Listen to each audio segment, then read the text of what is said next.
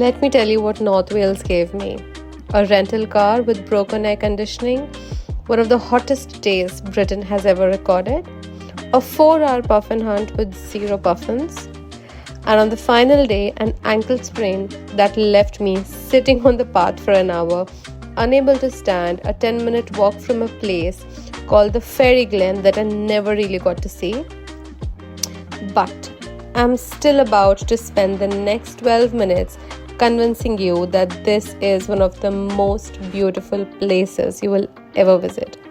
Because it is. So, stay with me. Can we do it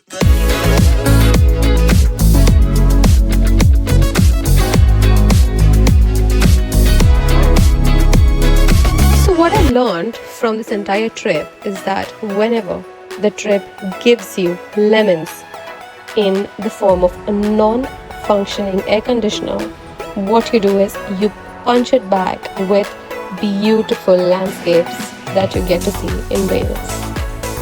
And somewhere, when the car was literally an oven, in that furnace of a car, damp and defeated, I remember thinking, okay, hang on, Wales, you might be worth it.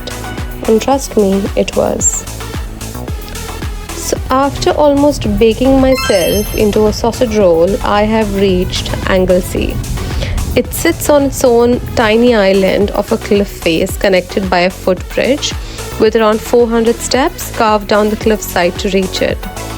It's been warning ships of these rocks since 1809 and standing above it. Now these cliffs are famous for one more thing, seabirds. Thousands of them nest here, and in early summer, this is one of the best places in Wales to spot puffins. But like I said, this time my trip was giving me lemons, so no, not one single puffin. Apparently, they hadn't checked my filming schedule. And that was day 1. Cooked into a perfectly baked sausage roll, puffinless but standing somewhere genuinely extraordinary. I drove back to my Airbnb, stood in front of a fan for a small eternity and went straight to sleep. Day 2, I climbed the highest mountains in Wales. Things happened there, big things, but the story got its own video, so go tap the link and watch the video. Trust me, it's good. Day 3 started late, deliberately late. My legs were literally filing complaints and they were practically not functioning. So I had to gather all that I had in me to get up and explore the rest of the Wales. So first stop here is something that shouldn't really exist. So this is the Pontcysyllte Aqueduct. And what you're looking at is actually a canal full of water with boats on it, crossing a valley 38 meters high in the air. It's the highest navigable aqueduct ever built. It's been standing here since 1805 and today it's a UNESCO World Heritage Site. Walking across it feels surreal. On one side, a towpath.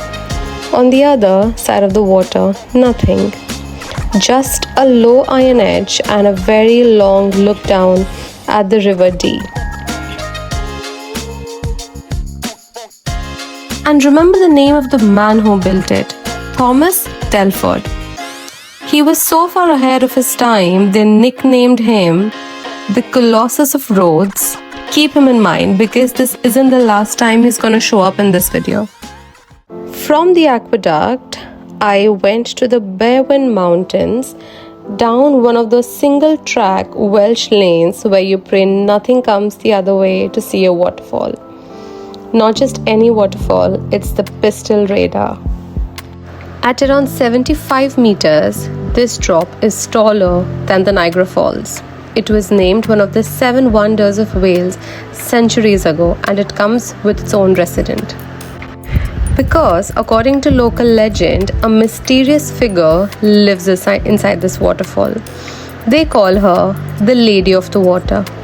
She is said to hide behind the longest curtain of falling water revealing herself only to the few, and for generations, visitors have sworn that they have seen her.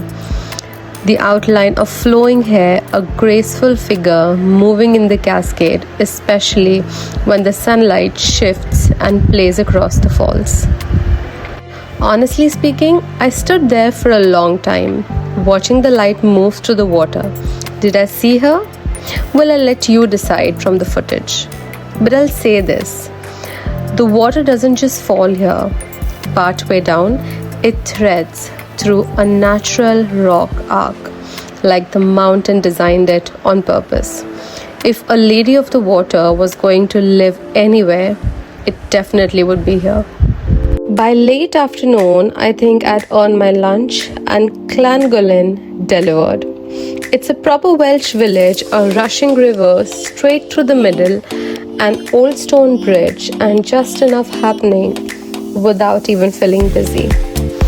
I found a local restaurant and ordered a burger and loaded fries. Okay, I need you to understand this. After 2 days of heat waves in the mountains, this wasn't a meal.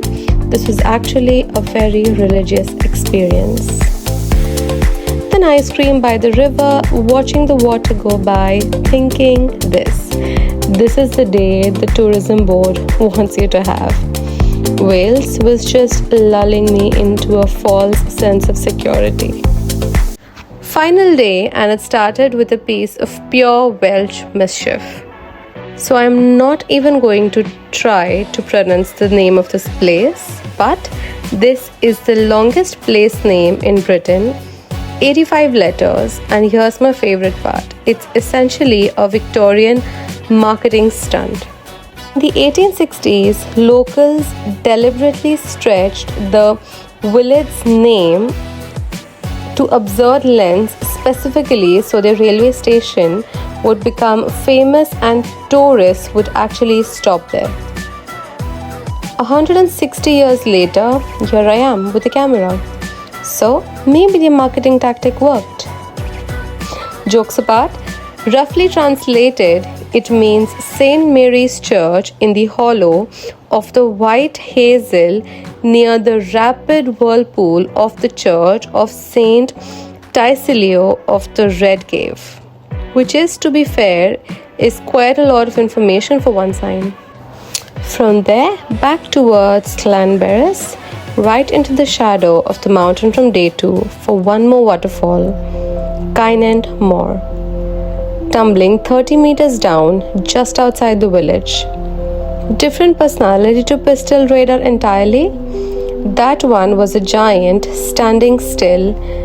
This is a brawler crashing down the rock in stages. But what I loved is the fact that it makes you work for it in miniature. There are viewpoints stacked up at the side of the gorge. The lower path gives you the base of the falls, and the higher you climb, the more of the drop reveals itself, until you can finally see the whole thing tearing down the ravine in one view. But here's my favorite detail. Look up and there's the viaduct, the Snowdon mountain railway, curving right past the falls. The little train that's been hauling people up the Waterfalls since 1896, which means thousands of people technically see this waterfall every single week for about 4 seconds through a train window on their way to the mountain. I climbed the day before. Almost nobody comes down here to actually stand in front of it. After meditating under the beautiful waterfall, I am now going next to the Menai Suspension Bridge. When it opened in 1826, this was one of the first great suspension bridges in the world with vehicular access, a genuine "this changes everything" moment in engineering. And the man who built it, you remember Thomas Telford? Yes, exactly. The same engineer who put a canal in the sky at Pontcysyllte 20 years earlier, one man's fingerprint all over this entire journey, had accidentally spent 4 days driving through his greatest hits.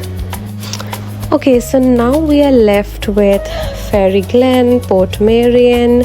We are also left with Hafren Forest, Elian Valley and the Cabin Gorge Dam. But now, first let's go to the Fairy Glen. A hidden gorge called the Fairy Glen, by every account, one of the most magical corners of Wales. While I was thinking that, okay fine, now Wales is actually giving me the fruit of all my labor I've been doing these 4 days, everything was going according to plan. I was filming, I was walking, I was hiking to watch the Fairy Glen, and then this happens. Not a stumble, a proper sprain. The kind where the ground suddenly becomes very appealing and staying on it becomes your entire personality. Yes, exactly. Somehow, I got myself upright and got myself safely home. But here's the honest accounting, because between the heat wave, the mountain and the ankle, there's a whole other North Wales I never got to see. That's not a list of failures, that's a list of reasons. A list of reasons to come back and then show you something so beautiful that you forget why you were angry about it in the first place. So if this video made you want to go to Wales, even with a dodgy ankle and no aircon, subscribe, because the return trip is already being planned. And go watch what happened on that mountain. The link's right here. Bye.